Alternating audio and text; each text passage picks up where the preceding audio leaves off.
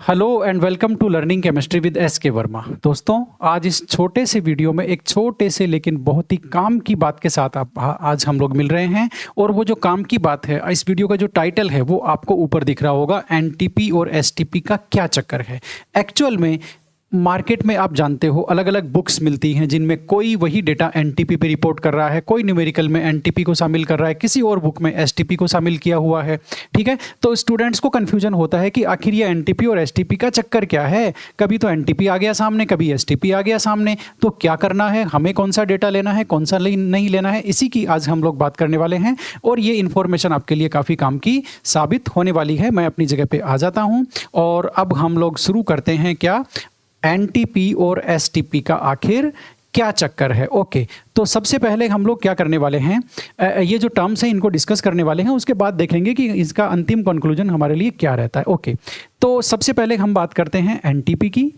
NTP का मतलब होता है नॉर्मल टेम्परेचर एंड प्रेशर, और इसमें आपका जो टेम्परेचर लेते हैं, नॉर्मल टेम्परेचर का मतलब जो आपका, जिसको हम लोग रूम टेम्परेचर के आसपास लेते हैं, वो आपका 25 डिग्री यानी कि 298 केल्विन टेम्परेचर और 1 एटमॉस्फेरिक प्रेशर। इतनी बात आपको हो गई। ओके, अब इस ये जो एक नंबर है आपकी एनटीपी, इससे रिलेटेड बात कर लेते हैं। दोस्तों, एनटीपी की टर्म आजकल ख़त्म हो गई है, ये कहीं भी यूज़ नहीं ली जाती है। बहुत पुराने जो राइटर हैं वो अभी तक इसका पीछा नहीं छोड़ रहे। पुरानी बुक में तो आपको ये मिल सकती है, लेकिन कुछ पुराने राइटर भी हैं वो अभी भी एनटीपी के पीछे पड़े हैं। ठीक है, ओके। जबकि आप देखोगे एनसीईआरटी में आपको एनटीपी कहीं नहीं लिखा हुआ मिलेगा। पूरी एनसीईआरटी में आप एनटीपी वर्ड ढूंढ के बता देना, कहीं नहीं मिलेगा। ये टर्म खत्म हो चुकी है। ठीक है, इसके अलावा जो स्टैंडर्ड पेपर होते हैं आपके यूपीएससी के हुए, जेईई के हुए, नीट के हुए, वहाँ भी एनटीपी टर्म का कभी यूज़ नहीं लिया जाता है, क्योंकि ये एक्चुअल में ये खत्म हो चुकी है। ओके, अब बात करते हैं अगली पे।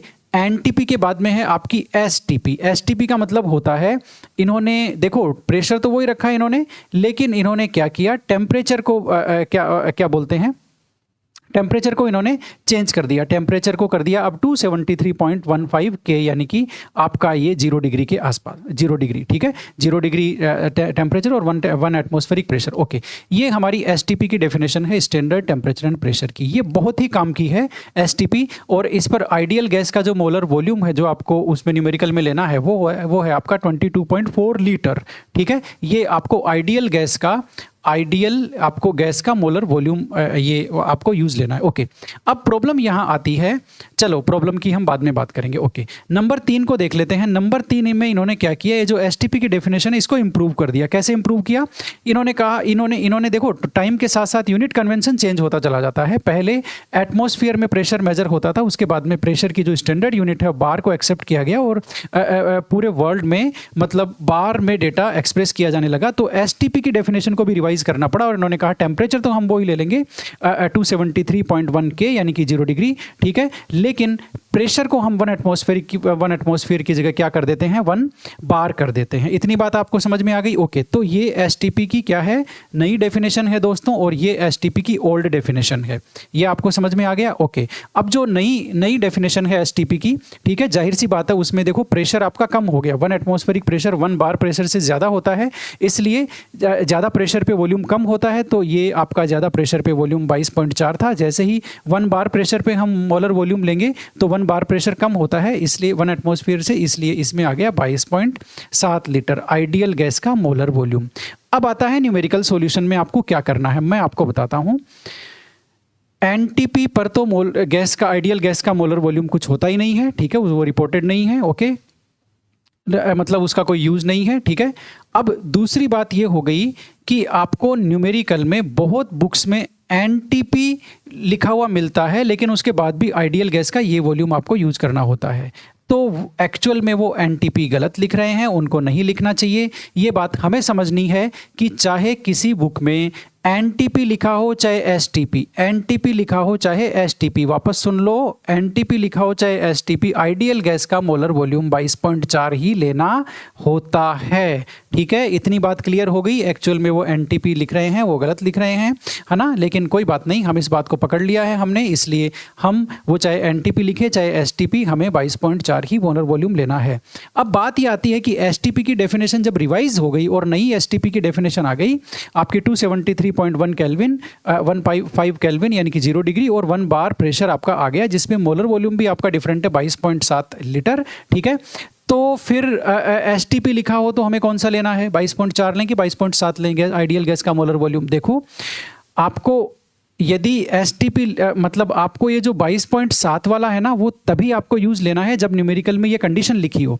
यदि केवल एसटीपी लिखा है तो आपको 22.4 ही यूज़ लेना है न्यूमेरिकल सोल्व करने के लिए, क्योंकि अभी तक एसटीपी की डेफिनेशन तो रिवाइज हो गई, लेकिन हमारी बुक्स में जो नई बुक आ रही है उनमें भी जो डेटा होता है वो आपका जो पुराने वाला जो एसटीपी है उसी का रिपोर्ट किया हुआ रहता है। ठीक है, इसलिए आपको 22.4 ही हमेशा यूज़ लेना है। 22.7 आइडियल गैस का मोलर वॉल्यूम तभी यूज़ लेना है जब आपको ये कंडीशन लिखी हुई हो वहाँ कि इतना टेम्परेचर और इतने प्रेशर पे जो है वो हम आइडियल गैस ले रहे हैं, तब आप ये लोगे। अदरवाइज केवल एसटीपी लिखा हुआ है तो आप 22.4 से न्यूमेरिकल सोल्व करोगे, एनटीपी लिखा हुआ है तो भी आप 22.4 से ही न्यूमेरिकल सोल्व करोगे। तो ये तो हो गई बात हमारी नई एसटीपी की डेफिनेशन की और आपकी ओल्ड एसटीपी की डेफिनेशन की। ओके, अब बात करते हैं कि लेबोरेटरी के जो एक्सपेरिमेंट होते हैं ज़्यादातर वो रूम टेम्परेचर के आसपास होते हैं, यानी कि वो 0 डिग्री पे नहीं होते हैं। इसलिए रूम टेम्परेचर जो 25 डिग्री हम जिसको लेते हैं वो भी हमारे लिए एक स्टैंडर्ड क्या बोलते हैं स्टैंडर्ड टेम्परेचर है। ठीक है, तो उसके डेटा भी हमारे लिए काफ़ी ज़्यादा इंपॉर्टेंट है। इसके लिए इन्होंने एक चौथी टर्म बनाई, वो है आपका एसएटीपी। एसएटीपी का मतलब है standard ambient temperature and pressure. ठीक है, तो एम्बिएंट टेम्परेचर इन्होंने क्या लिया 298.15 के और प्रेशर ले लिया इन्होंने 1 बार।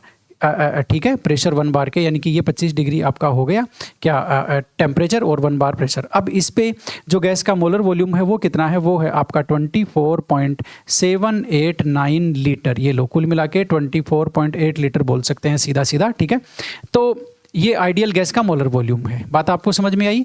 तो यदि ये कंडीशन मेंशन हो, ये कंडीशन यदि मेंशन है, ठीक है, आपके क्वेश्चन में या कहीं भी पैराग्राफ में या जहां आप पढ़ रहे हैं, तब आपको आइडियल गैस का ये मोलर वॉल्यूम लेना है, अदरवाइज आपको 22.4 ही लेना है। ओके, अब ऐसा क्यों हुआ, देखो ये जो आइडियल गैस का मोलर वॉल्यूम है वो आप देखोगे तो चेंज हो रहा है, यहाँ से यहाँ गए तो चेंज हुआ, यहाँ से यहाँ गए तो चेंज हुआ। ऐसा क्यों हुआ, इसके पीछे लॉजिक है। आपके दो इंपॉर्टेंट लॉज, एक तो आपका चार्ल्स लॉ, एक आपका बॉयल्स लॉ। चार्ल्स लॉ क्या कहता है, पहले बॉयल्स लॉ देख लेते हैं। बॉयल्स लॉ क्या कहता है, बॉयल्स लॉ कहता है कि कांस्टेंट टेम्परेचर पे आपने यदि जो गैस का जो वॉल्यूम है वो प्रेशर के इन्वर्सली प्रोपोर्शनल होता है, यानी कि आपने प्रेशर को कम कर दिया तो वॉल्यूम बढ़ जाएगा, प्रेशर को आपने कम कर दिया तो वॉल्यूम बढ़ जाएगा। अब यहाँ एक्चुअल में यही हुआ है।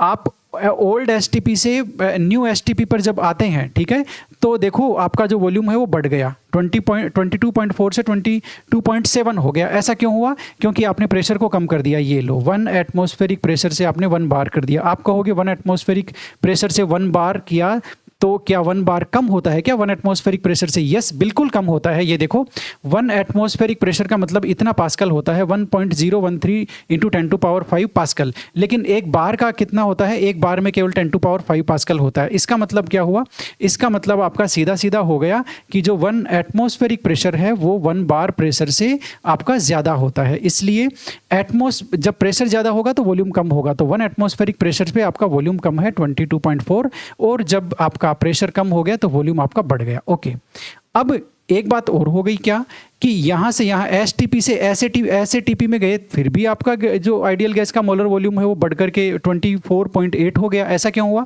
ऐसा इसलिए हुआ कि इन्होंने प्रेशर को तो कांस्टेंट रखा लेकिन टेम्परेचर इंक्रीज कर दिया। और ये हमें कौन कह के गया है, ये हमें कह के गए हैं चार्ल्स भाई साहब। वो कह के गए हैं कि आपका यदि प्रेशर कांस्टेंट है और यदि आपने गैस का टेम्परेचर आपने इंक्रीज कर दिया तो वॉल्यूम बढ़ जाएगा। तो यहाँ यही हुआ है। एसटीपी जो नई वाली एसटीपी है उसमें आप देखो टेम्परेचर आपका 273 है। यदि आप इसको इंक्रीज करके 298 केल्विन कर दोगे तो टेम्परेचर इंक्रीज करने से वॉल्यूम भी आपका इंक्रीज हो गया, 22.7 से 22.4 का हो गया। ओके, तो आपने क्या समझा, आपने ये समझा कि बेसिकली 4 के बीच में चक्कर है। 4 कौन है?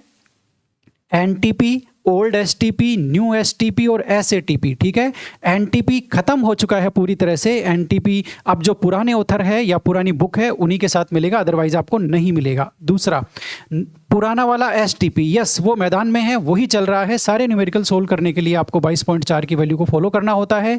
चाहे वहाँ एनटीपी लिखा हो चाहे एसटीपी। उसके बाद आता है नया एसटीपी। नए एसटीपी में इन्होंने केवल और केवल आपके प्रेशर की यूनिट को एटमॉस्फेयर से बाहर कर दिया, ठीक है। इसलिए आपका प्रेशर कम हो गया तो वॉल्यूम थोड़ा सा बढ़ गया 22.7। ये आपको कब यूज़ लेना है मोलर जो वॉल्यूम है 22.7, जब आपका ये जो नई वाली एसटीपी की कंडीशन वहाँ मेंशन हो, वहाँ लिखा हुआ हो कि टेम्परेचर हम 273.15 केल्विन ले रहे हैं और प्रेशर हम 1 बार ले रहे हैं, और इस कंडीशन पे हमने ऐसा किया। अब आप न्यूमेरिकल सोल्व करना है तो उस कंडीशन में आपको 22.7 लेना है, ओके। इसके अलावा यदि वहाँ एसटीपी वाला जो 24.8 है वो कब यूज़ लेना है, जब आपको एसएटीपी की कंडीशन लिखी हुई हो। एसएटीपी का जो 24.8 है वो कब यूज़ लेना है, जब एसएटीपी की कंडीशन मेंशन हो कि हमने इतना टेम्परेचर लिया है, 298 केल्विन टेम्परेचर लिया है, प्लस में हमने जो आपका क्या बोलते हैं आपका जो प्रेशर है वो 1 बार लिया है, तब आपको वो 24.8 लगाना है। अदरवाइज आपको हमेशा 22.4 लगा के न्यूमेरिकल सोल्व करना है।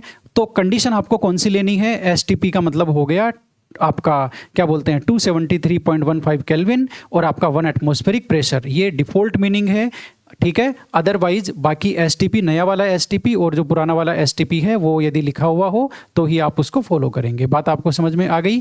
Thank you very much. उम्मीद करता हूँ एसटीपी, एनटीपी, नया एसटीपी, पुराना एसटीपी, एसएटीपी सबके डाउट मैं आपके सोल्व कर पाया हूँ। Thank you very much.